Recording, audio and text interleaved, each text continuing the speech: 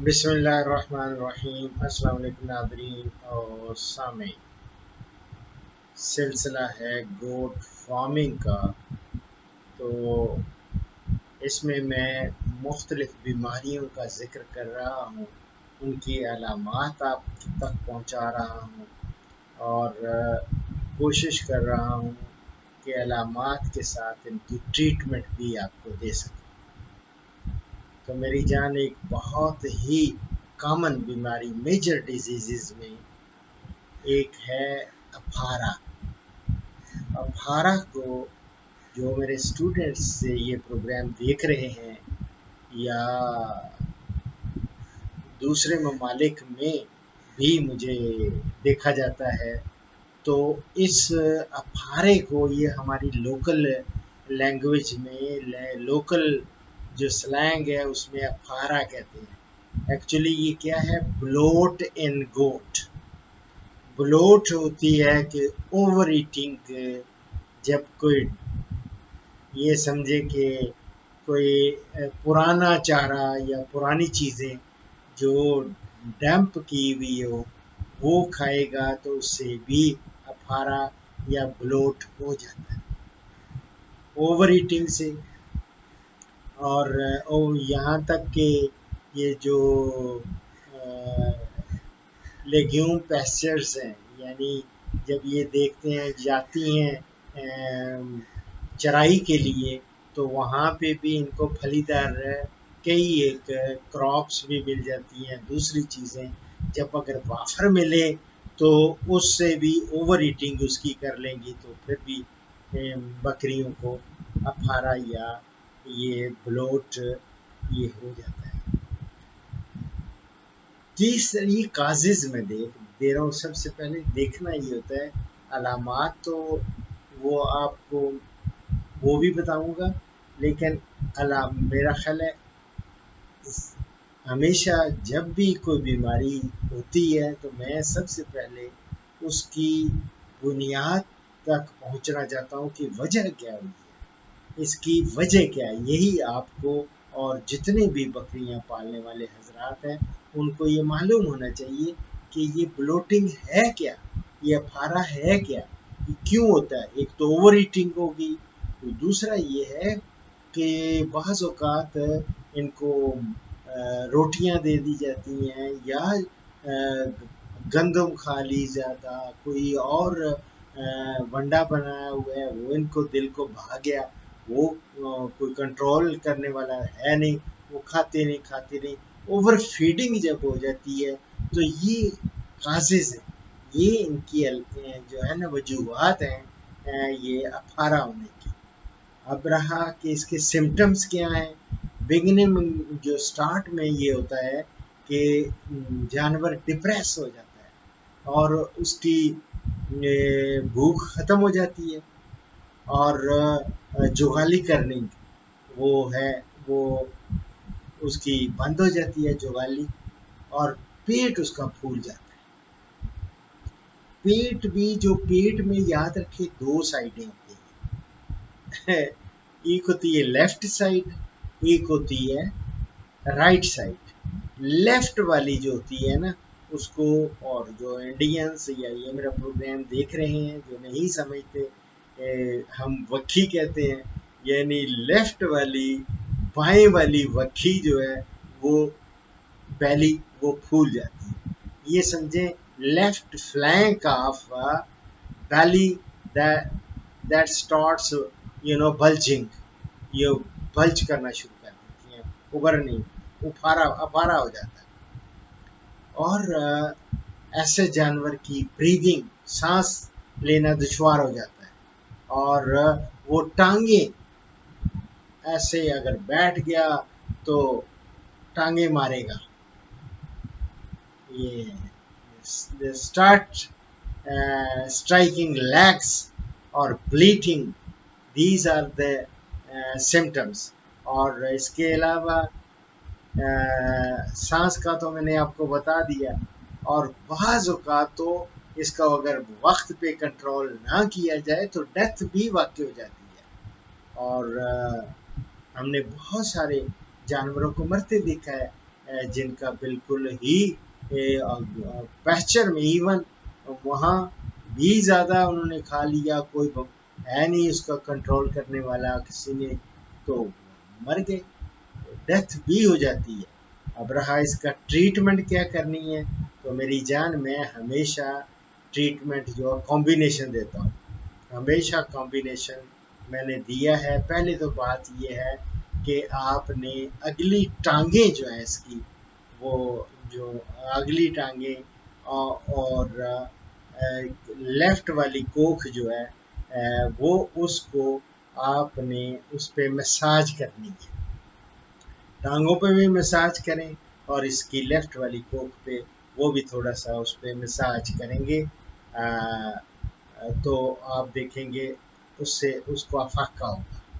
और इसके अलावा आपको तेल, मैं एक कॉम्बिनेशन बता देता हूँ, ये है कि बकरी जो है अगर एडल्ट है, यंग है और बड़ी बकरी है, तो उसको आपने इस तरह करना है, कोई ले लें 50 ml, 50 ml, या बड़ी है तो 100 ml तक भी ले सकते हैं, 100 cc ऑयल का। ऑयल कौन सा, सरसों का ऑयल, रेपसीड मस्टर्ड, वो भी ले सकते, लेकिन बेस्ट सरसों का, ब्रासिका का सरसों का, मीठी सरसों का वो ऑयल ले लें, या अलसी का linseed oil, linseed oil can be taken, or otherwise you can take brassica oil या सरसों का तेल ले लें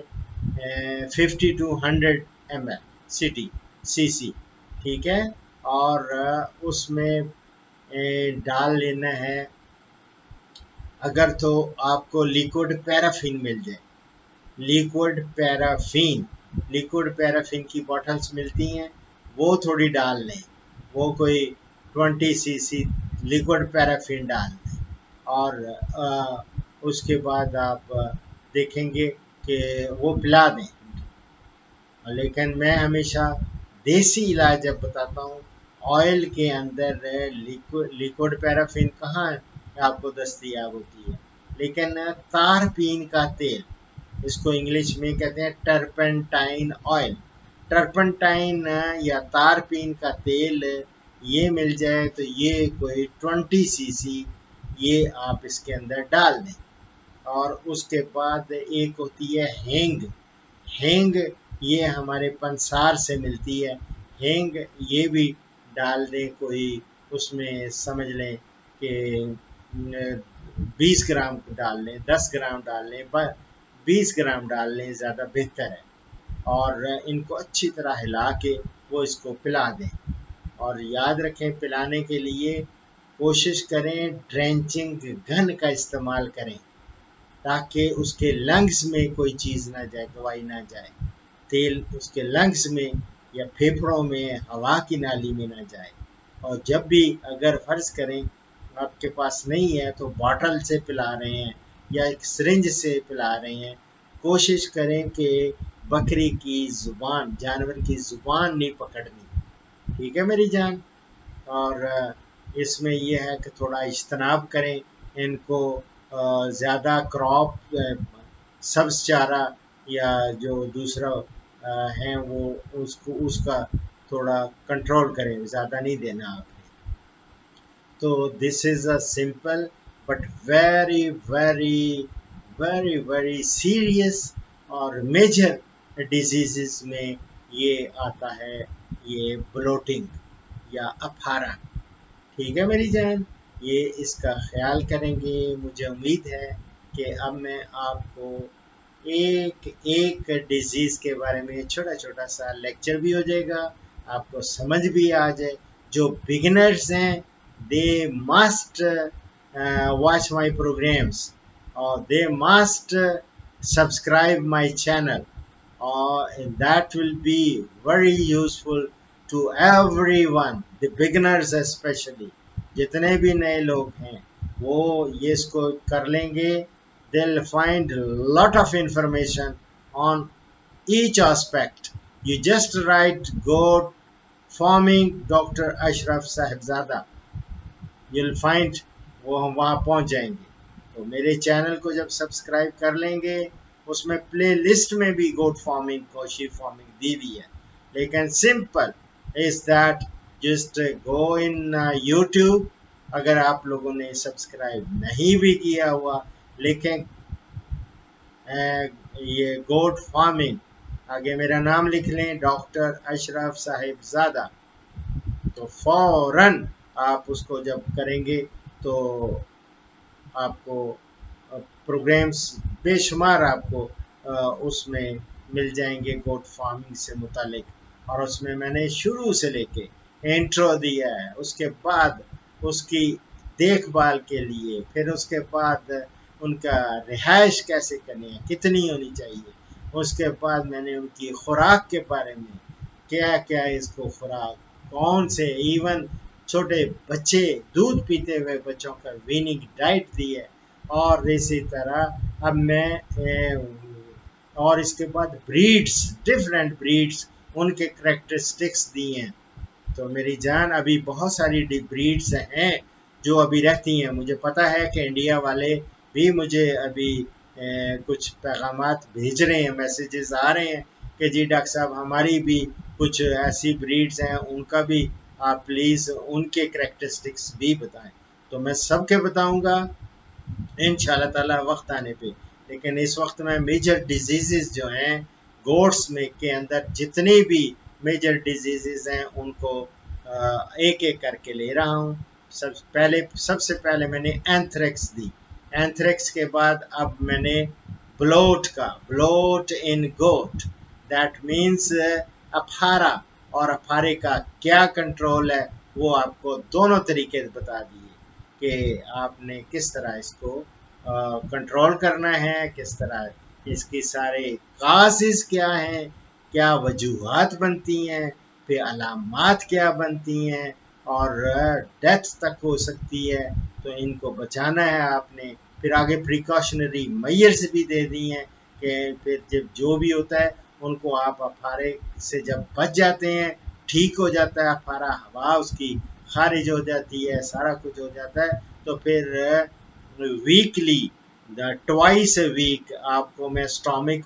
पाउडर, वो मैंने ऑलरेडी दिया हुआ है। ये goat farming stomach powder doctor Ashraf साहब ज़्यादा करेंगे तो you will find all the ingredients, वो आप बना लें और वो इनको 20 gram, not more than that, ज़्यादा से ज़्यादा 20 ग्राम तक आपने, वो मैंने बताया हुआ है, जैगरी में, गुड़ में, शक्कर में वो मिला के वो देना है। अदरवाइज अगर वो नहीं खाते पीते तो उनको पानी में हल करके वो पिला दें, ठीक है। और ये वीकली ऐसे जानवर जिनमें ये हो या ना बीमारी, अदरवाइज भी वीकली आप उनको स्टॉमिक पाउडर देते रहें। और स्टॉमिक पाउडर ना हो तो कोलिक ले आए, colic is a carminative mixture, वो ले आए, वो भी 20 cc वो दे दिया, ठीक है मेरी जान।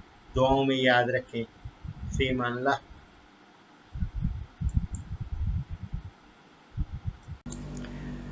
इस प्रोग्राम का इख्तिताम इस हदीस मुबारक पर कर रहा हूँ।